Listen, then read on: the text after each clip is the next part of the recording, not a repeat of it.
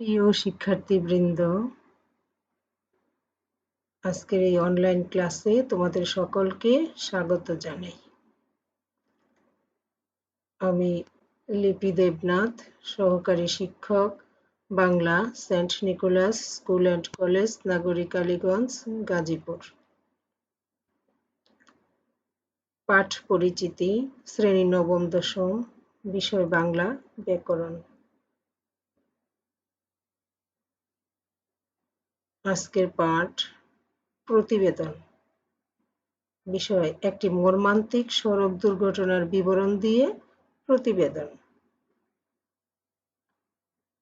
শিক্ষার্থী বন্ধুরা, আমরা গত ক্লাসে শিখেছিলাম প্রতিবেদন কি, প্রতিবেদন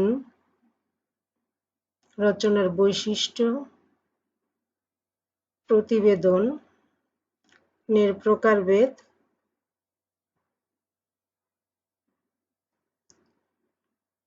তাছাড়া শিখেছিলাম সংবাদ প্রতিবেদন সম্পর্কিত বিষয়াদি, সংবাদ প্রতিবেদন কি, সংবাদ প্রতিবেদন লেখার বিবেচ্য বিষয়সমূহ কি কি, সংবাদ প্রতিবেদনের আকৃতি, বিশেষ নির্দেশনা সম্পর্কে।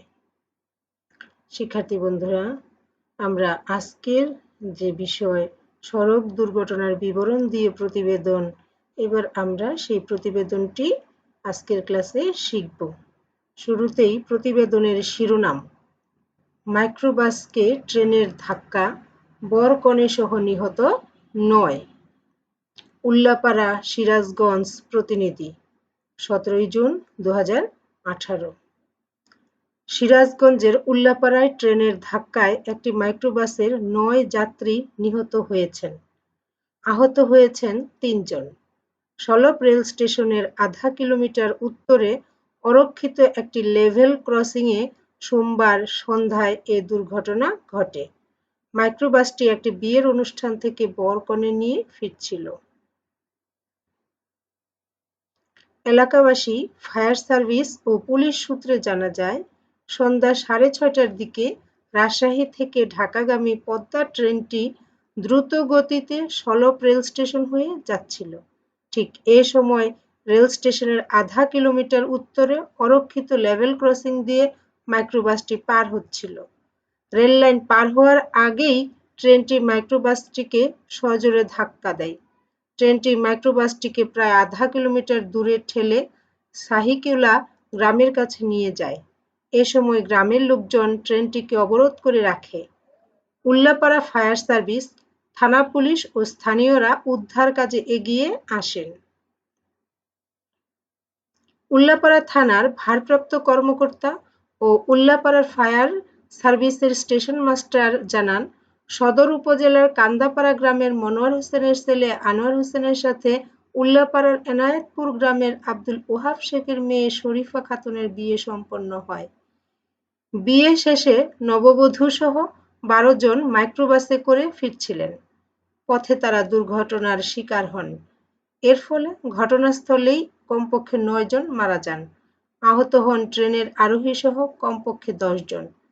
তাদের মধ্যে 4 জন সিরাজগঞ্জ সদর হাসপাতালে ভর্তি করা হয়েছে। লাশ উদ্ধারের পর আপাতত সলপ স্টেশনের পাশে রাখা হয়েছে। উল্লাপাড়া থানার পরিদর্শক জানান, অরক্ষিত রেল ক্রসিং এর কারণেই এ দুর্ঘটনা ঘটেছে। ওই রেল ক্রসিং এ কোনো ব্যারিয়ার বা বার্স ছিল না, এমনকি রেল বিভাগের কোনো পাহারাও নেই। পশ্চিমাঞ্চল রেল বিভাগের পাকশীর বিভাগীয় ব্যবস্থাপক ডিআরএম এ সঙ্গে বলেন, ক্রসিংটি রেল বিভাগের নির্ধারিত লেভেল ক্রসিং নয়। স্থানীয়রা নিজেদের চলাচলের স্বার্থে তা উন্মুক্ত করে রেখেছে। দুর্ঘটনার পর ট্রেনটি সলপ স্টেশনে দাঁড়িয়ে ছিল। বিক্ষুব্ধ লোকজন ট্রেনের ক্ষতি করার চেষ্টা করে, কিন্তু পুলিশ ও দমকল বাহিনী তাদের নিয়ন্ত্রণ করে। পুলিশ প্রায় আধা ঘন্টা পর ট্রেনটি গন্তব্যস্থলে পৌঁছানোর ব্যবস্থা করে।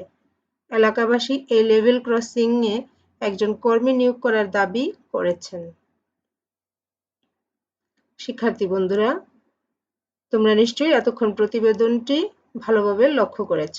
এবার তোমাদের জন্য একক কাজ, প্রতিবেদনটি 10 বার পড়বে ও 2 বার লিখবে।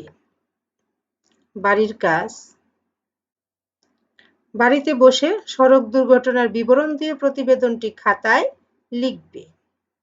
শিক্ষার্থী বন্ধুরা, তোমরা মনোযোগ দিয়ে এতক্ষণ এই ক্লাসে অংশগ্রহণ করেছো, সেই জন্য তোমাদের সকলকে অনেক অনেক ধন্যবাদ।